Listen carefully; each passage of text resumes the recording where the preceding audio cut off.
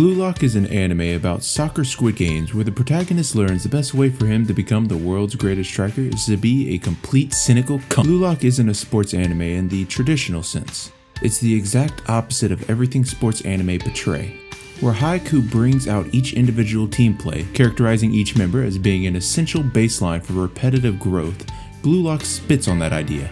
Teammates aren't for the team's success, they are for your success. Each member is a stepping stone for you to become the world's greatest striker. That's where Blue Lock succeeds in not only creating a successful story, but also in the creation of a perfect villain. Someone so devoted to themselves that everything else crumbles around them. They are the sole players driven by egotism to the point of self-loathing their own inabilities. Join me while I take you on a journey and show you how the Blue Lock author broke the mold of sports anime to create something entirely unique.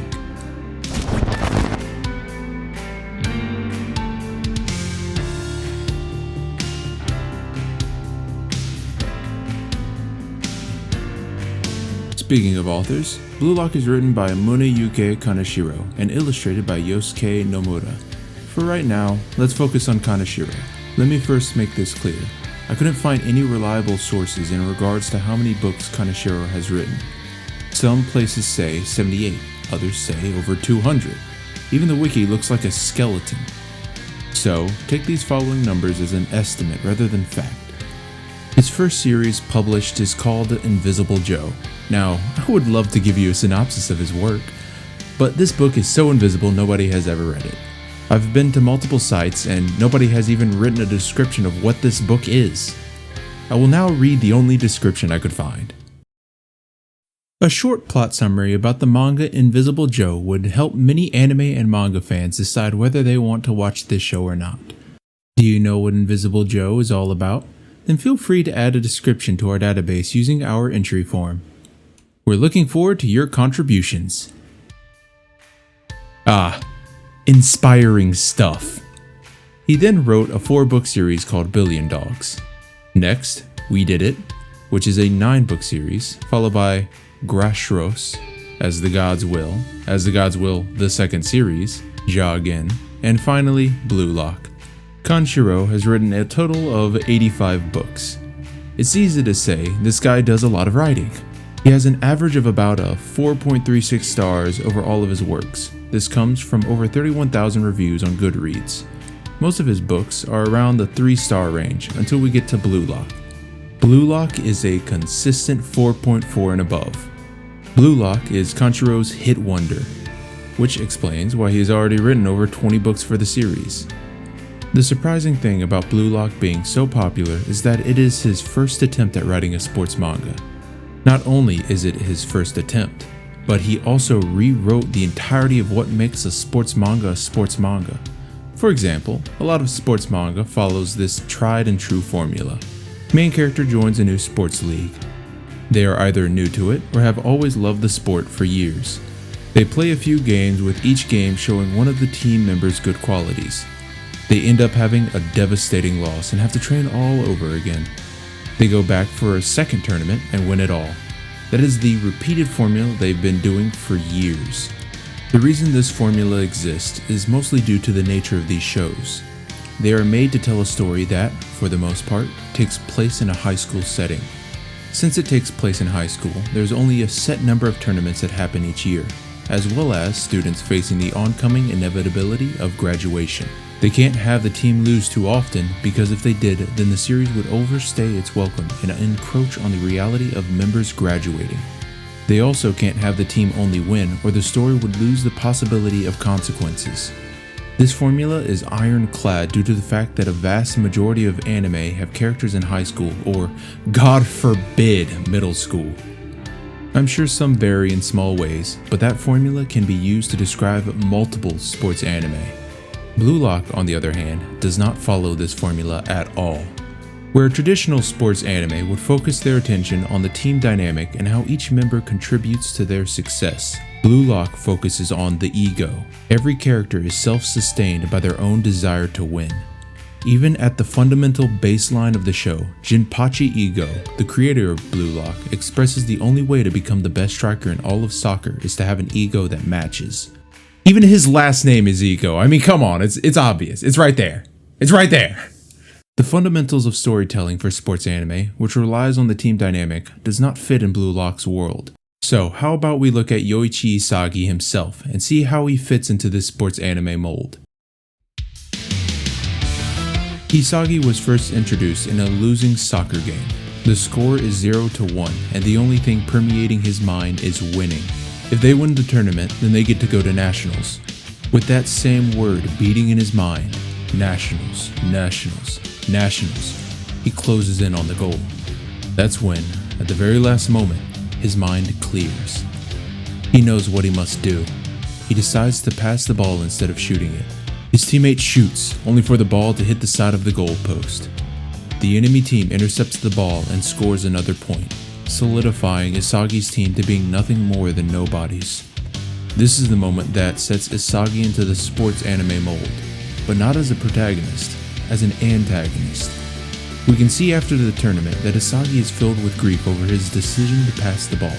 He knows he would have made the shot, but the philosophy taught to him during his high school training session was one for all and all for one.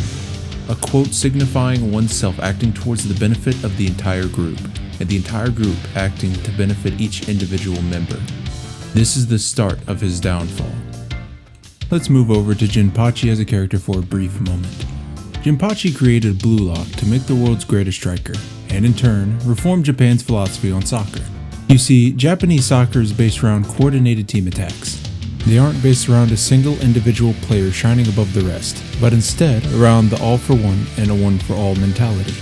That's why, using Blue Lock's mentality, they lost in the 2018 World Cup. For a short history lesson, in 2018, Japan was up against Belgium in the FIFA World Cup. During the match, Japan scored 2 goals, solidifying an early win against Belgium. But Belgium just began scoring goal after goal, tying the game before finishing it out with a 3-2 score, resulting in a devastating loss for Japan. That's why, at the start of the anime, they show a similar situation play out. This isn't the moment where Isagi is reaffirmed on his beliefs, but rather the moment when he first realizes his drive to win transcends his teammates.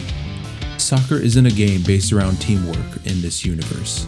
It is a game based around the striker using everything at his disposal to score a goal. For example, in episodes 16 through 19 of the anime, Isagi is on a team with 2 other members, Shoei Bado and Shishiro Nagi. It becomes incredibly apparent that Bado's abilities are not up to everyone else's level. A character that was once shown at the start of the anime being the pinnacle striker was now worthless in comparison to Isagi and Nagi.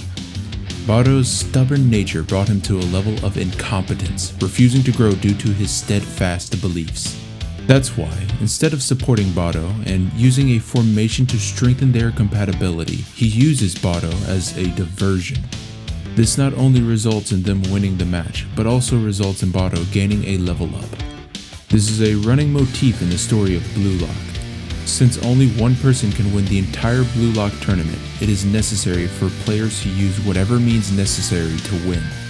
That's the purpose of Blue Lock, to cultivate a single person's ego into a monstrosity hell-bent on becoming the world's greatest striker. Blue Lock is the exact antithesis of the entire sports anime genre. Time and time again, the ideas that were expressed in other forms of media as being evil are rewarded in Blue Lock. Let's look at Haikyu for instance. I believe the most accurate representation of an ego player we've seen, at least in the Haikyu anime, is Wakatoshi Ushijima. He is considered to be one of the top 3 aces in the country, and it shows. He has an unbelievable amount of power, resulting in Karasuna having to do a multi-level team play to prevent a single one of his strikes from scoring. He is the team's ace, the person whose sole purpose is scoring goals. He also has a strong dislike for the Karasuno team due to them falling back on team-oriented plays rather than having a single ace carrying them to victory. Haikyu expresses every player's importance on the team, having entire arcs revolving around a character's growth and how that growth can better the team. Spoiler alert for those who haven't seen the 3rd season of Haikyu yet. Skip forward about 2 minutes.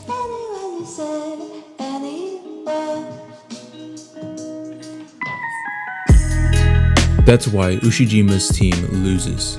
It's to strengthen the philosophy that over-relying on a single player's skills will result in a loss for the team. The best teams are those who maximize their capabilities and work together in order to form a perfectly functioning unit. The exact opposite of Blue Lock. Where ego is ridiculed in normal sports anime, it is passionately honed in Blue Lock. They are the definition of that common sports anime mold. So, we talked about the team focused play not being rewarded in Blue Lock. We talked about Isagi being the exact opposite of a sports anime protagonist. So let's talk about the Blue Lock facility itself and how it perfectly facilitates this anti-sports anime mindset. Blue Lock is a large building home to multiple teams with the promise of one member becoming the world's greatest striker. If a member were to lose Blue Lock, they would lose the right to represent Japan in a soccer tournament. This premise alone forces the members of Blue Lock into an absolute anxiety tornado. Every match they are in, every game they play, they are one step closer to losing their dream forever. As I said at the start of the video, this is very reminiscent of Squid Game, but that's actually a lie. It isn't reminiscent of Squid Game, but As the Gods Will. If you were paying attention, you would notice that As the Gods Will is a previous series written by the author of Blue Lock. As the Gods Will is a story about students being locked in their school forced to play children's games to survive. Sound familiar? To give a bit more detail, students find themselves against paranormal creatures that force them to play children's games. The purpose of this is to find God's two chosen students in the school. Or that's just what I believe, since I didn't read the manga and the movie doesn't tell you the purpose of these games. If you look carefully at these dates, both As the Gods Will and Blue Lock were released before Squid Game. If anything, Squid Game was probably heavily inspired by these two forms of media. I know the creator of Squid Game came out and said he wrote the script in 2009. But it's pretty ridiculous to believe within these last 12 years of writing the script he never changed a single thing about it. And another thing, is there any proof that he wrote the script in 2009? Or is that just BS? He even flat out says he believes he came up with the idea first. I know I went on a bit of a tangent, so let's get back to the main subject. Kanshiro's experience writing As the Gods Will is used in Blue Lock to enhance the stakes of the anime. Instead of Blue Lock matching the sports anime formula, it creates its own formula to have each individual player lose dozens of times. So, even when it shows one of Isagi's team members doing something incredible, it still feels like a whiplash demanding Isagi to do something better. It is a constant feedback loop, growing in volume with each play made. Blue Lock is the perfect facility for the story he is trying to write. It constantly demands more from its participants simply by existing. They also use the excuse, it's super high tech, in order to add holograms and other unique sci-fi gadgets. This removes the purpose of needing a goalie, since being a goalie serves no purpose when it comes to creating a good striker. Even at the start of the anime, when each team is introduced to their rank among the other players, they inflate each player's ranking so that no one player believes they are the current best. It makes everyone in Blue Lock believe they are trash, barely holding on to a sliver of a dream. It demands each player to output 110% or to be taken over by the prodigies above them. Not even for the greatest player in Blue Lock is there a moment of rest.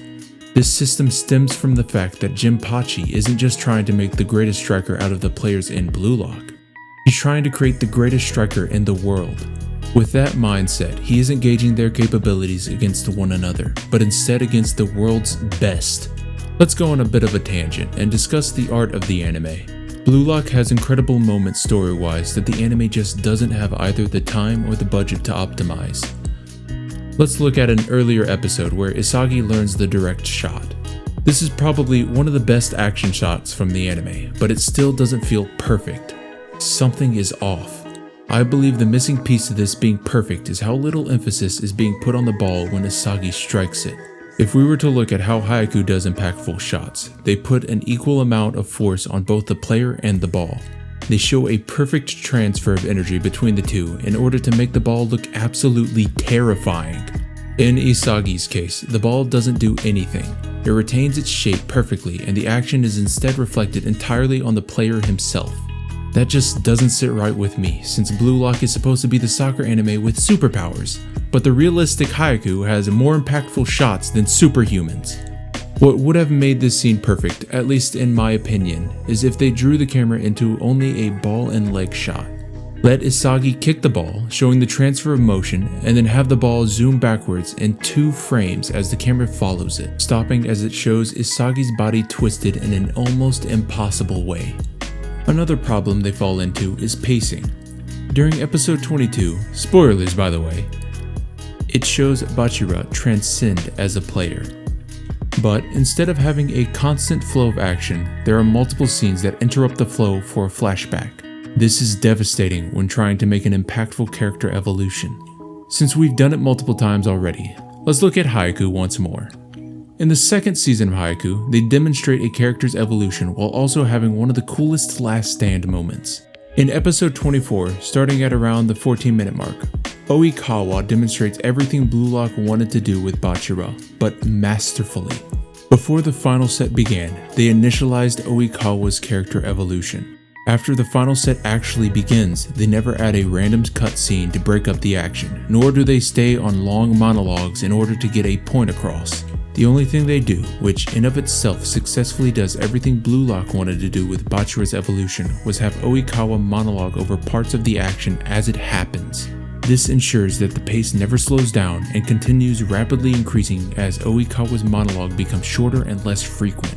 If anything, they can learn from Haikyuu's demonstration of action scenes in order to increase the flow and impact of their own.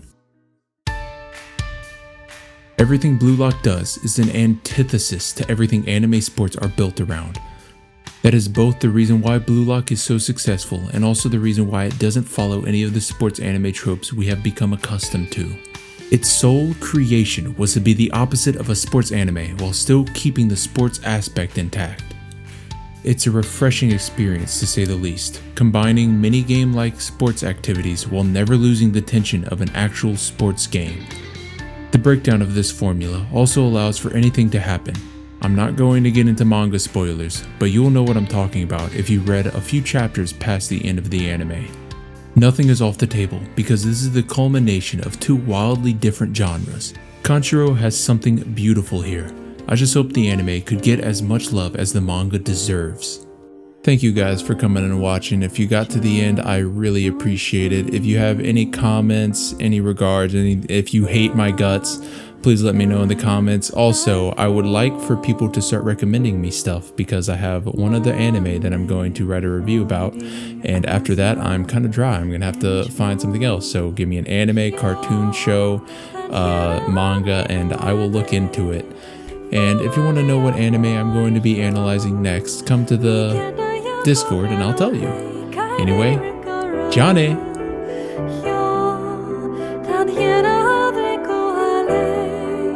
Follow me, boy, yo. Me get a yako,